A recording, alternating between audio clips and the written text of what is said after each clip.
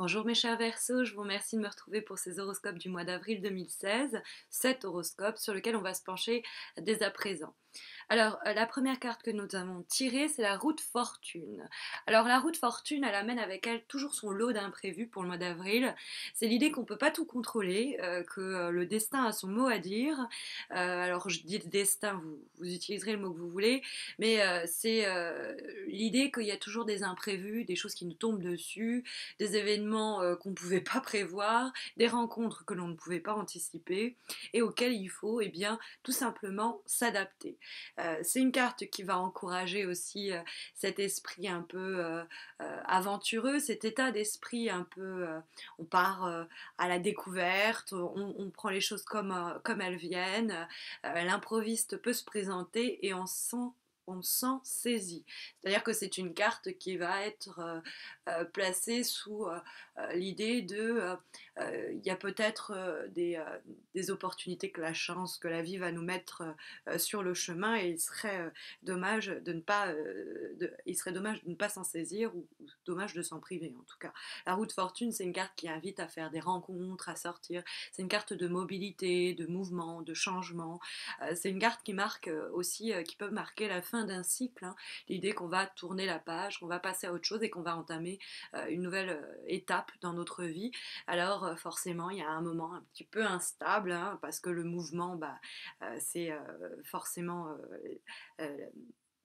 le contraire de la stabilité, mais il faut se dire qu'on doit passer par cette étape intermédiaire pour arriver à trouver une forme d'équilibre. La carte de la roue de fortune nous dit que avec tous les éléments qu'on va mettre sur notre chemin ou dont on va se saisir au cours du mois d'avril, cela pourrait susciter un changement, on pourrait amener à faire évoluer la situation, la relation. Ça pourrait être des rencontres, dont une rencontre plus importante que les autres, hein, c'est vrai, notamment avec la carte de la Maison Dieu comme ça qui peut nous parler de quelque chose qui arrive brusquement, mais qui est pour le mieux puisque ce côté un peu inattendu est déjà relaté par la carte de la roue de fortune. Mais dans les obstacles, nous avons la carte de l'impératrice. Alors, l'impératrice est un personnage du tarot de Marseille qui peut évoquer la présence d'une femme, d'une rivale par exemple, dans le cadre d'un tirage qui nous parlerait de l'aspect professionnel ou même affectif. Ça peut parler d'une femme hein, dans notre entourage qui est un petit peu qui a un ego mal placé ou faites attention à votre propre ego et qui pourrait pour se venger essayer de nous rendre la vie un peu difficile ou en tout cas ne pas faciliter la communication et les échanges. Hein, ça peut être une façon de le voir également. Mais de façon plus générale, c'est une carte qui nous parle de communication. Donc faire attention à bien choisir ses mots au mois d'avril. Des conversations pourraient venir à nous contrarier, on pourrait avoir l'impression d'en sortir lésé d'une façon ou d'une autre. Mais la façon dont j'ai d'interpréter la carte de la papesse, c'est sur l'aspect plus psychologique et on le verra avec la carte de synthèse. Pourquoi? Parce qu'un des défauts majeurs de l'impératrice, c'est le fait de trop réfléchir. C'est une femme très intelligente, l'impératrice, qui réfléchit beaucoup, qui réfléchit bien, qui a une bonne acuité, qui a une perspicacité, etc. Mais le fait est que quand la carte se trouve dans les obstacles, eh bien l'esprit qui était à son qui était à son avantage devient un problème, hein, devient un souci, c'est-à-dire qu'on peut s'inventer des faux problèmes à trop tourner et retourner quelque chose dans sa tête, on peut se créer des barrières en s'inventant de faux problèmes aussi à force de trop réfléchir, donc faire attention à une réflexion qui ne soit pas menée de façon un peu trop appuyée sur un sujet dont on aurait finalement assez rapidement fait le tour. Hein. Que l'esprit soit à notre service et non pas l'inverse. Au-dessus, on a la carte de vibration. C'est peut-être d'ailleurs pour cette raison que l'impératrice apparaît. La carte de vibration, c'est la carte de la maison Dieu. C'est des événements importants qui peuvent changer la donne dans le cadre d'une situation donnée. Et cet événement peut amener avec elle tout un lot d'incertitudes, d'instabilité, de changements qui sont sur point de se produire, mais nous faire beaucoup réfléchir et cogiter du tout. du coup. Mais faire attention à justement accepter les événements et puis réfléchir, ça peut nous aider, hein, quelquefois ça nous aide pas mal, mais il y a des fois, certaines fois, c'est le contraire. Il faut arrêter de trop penser à un sujet et puis juste vivre les événements qui sont inévitables un petit peu parce que la carte de la maison Dieu, alors ça peut être un déménagement comme j'aime bien le dire parce que c'est la maison, donc, mais c'est toujours des événements importants. Après ça peut être des prises de conscience comme ça, hein, une sorte d'illumination, on se dit oula ça marche pas ou alors il faut que je fasse ça ou faut... Bon, mais c'est souvent des événements qui nous tombent un peu dessus. Alors ça peut être des opportunités qu'on cherchait, hein, mais on attendait et enfin ça se révèle.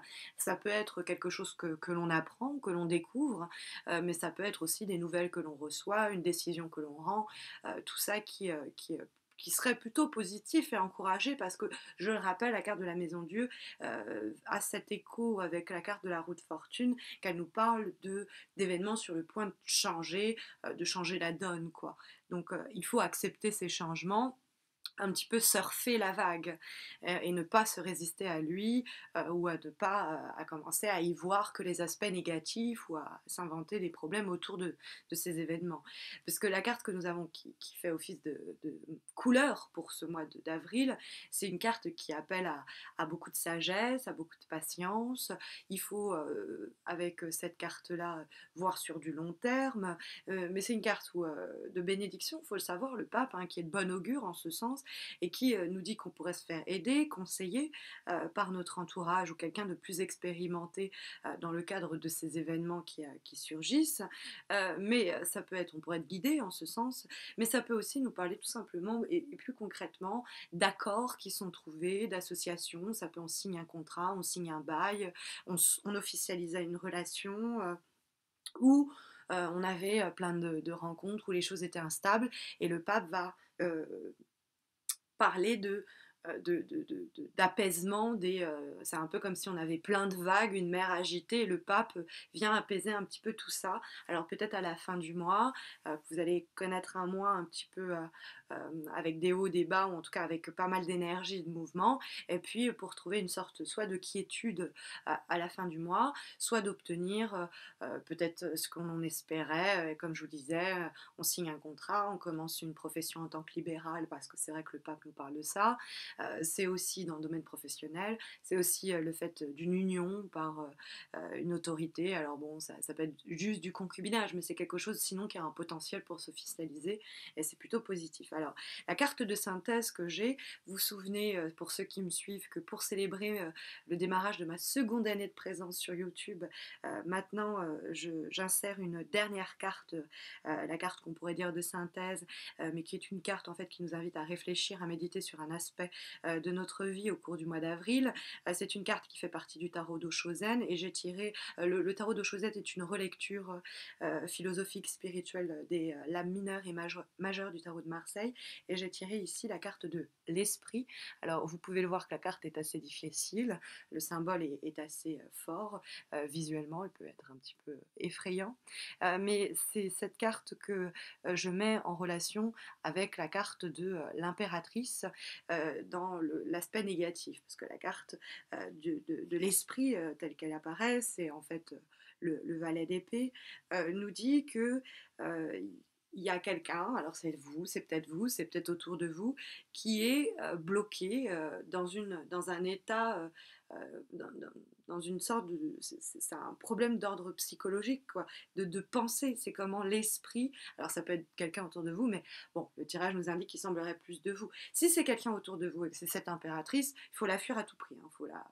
On la sort de son quotidien, on s'en écarte, en tout cas au cours des prochaines semaines.